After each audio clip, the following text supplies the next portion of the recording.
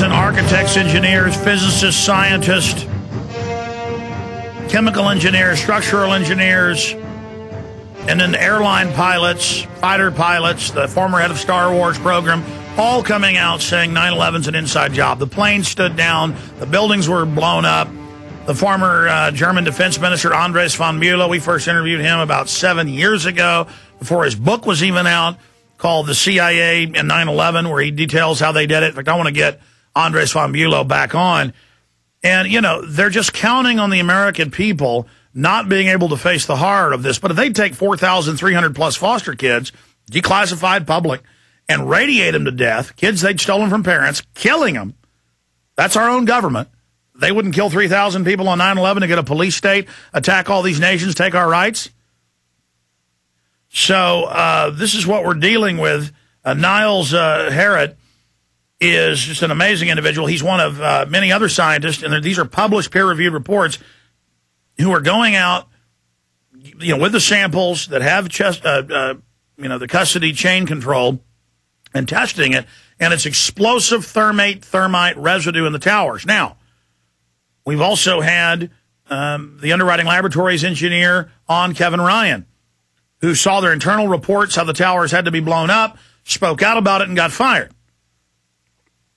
We have him coming out and pointing out that the key people at NIST that are doing the whitewash just so happen to be, of only a few dozen people, the world experts for NASA and others in exploding thermite. And it turns out unconventional insulation was put on in 99 in Tower 1, 2, and 7, where the CIA was based in 7. So very interesting to have that going on with just a basic investigation. So Niels Harrit has been an associate professor of the Department of Chemistry, University of Copenhagen for 37 years, wrote a scientific peer paper with 8 other authors titled Active Thermitic Material Discovered in Dust from the 9/11 World Trade Center Catastrophe, published in the Open Chemical Physics Journal. The paper by Harrit concludes that the chips consisting of reacted and partially reacted or detonated super thermite are present in the samples of the dust of Hoffman's essays were written to help explain the findings of the paper to the layperson and to examine a hypothetical scenario involving the Harrit paper's findings. And there's links to all that at globalresearch.ca. We have those up on Infowars.com and PrisonPlanet.com. So Professor Niels Harrit joining us from University of Copenhagen. Thank you so much for coming on, sir. I'm here. Thank you for being on your show.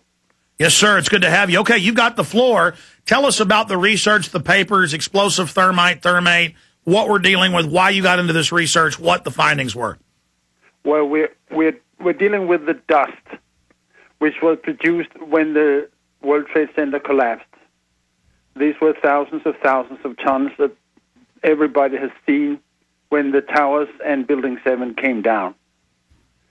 Now, this dust, when you see the material, it's kind of dull, gray, olive green powder.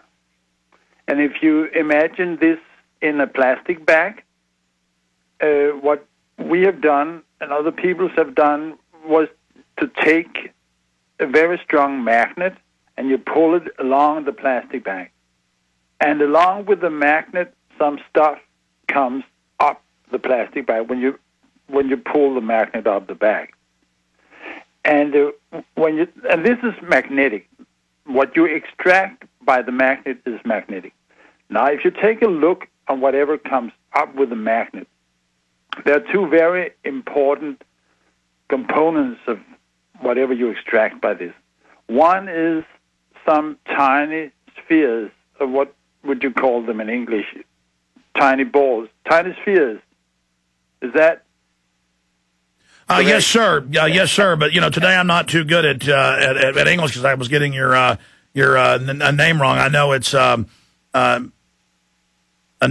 Harrit. So please continue, Professor. Yes, there are these teeny little balls that are given off during the thermite reaction, as Professor Jones found. But you separately did your own study on this and had similar findings. So yes, that's correct in English. Go ahead, Professor.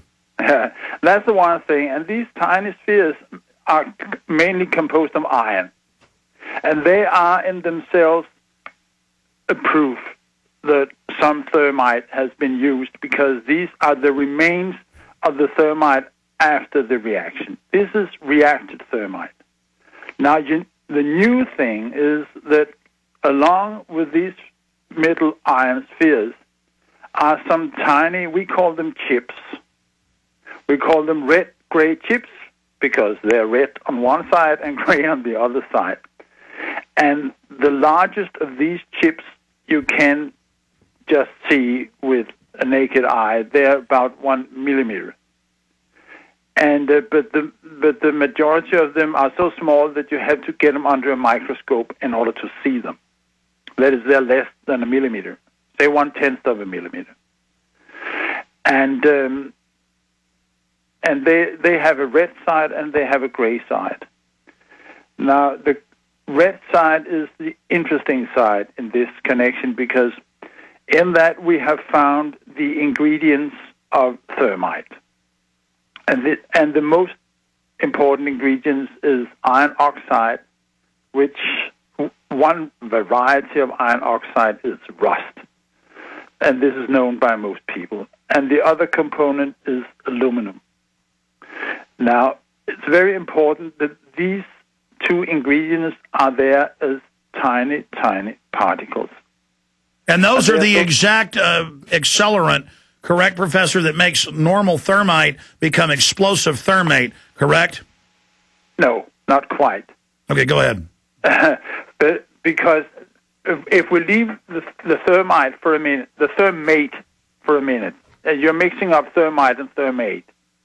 So until further, please let me call it thermite, which is the material which has a lot of energy.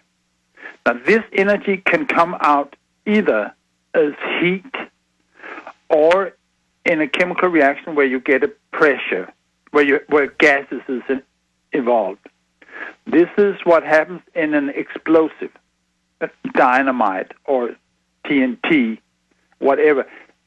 In an explosive, you have a reaction which gives off gases, which has pressure, which is a kind of a punch, or you knock things into pieces. A push. A push. Okay, it's a very hard push. This is how an explosive works. And the chemical reaction produces a gas at high pressure. But the energy in the thermite can also be released as heat. And this is tremendous amount of heat. If this is the way it works. The point with the nanothermite is that the other stuff you put in can make it work either way. That is, you can get the energy out as heat, or you can get the energy out as pressure, as an explosive. Ah. And regarding the red chips, we do not know, actually, which function it has. This has to be cleared up in future investigations.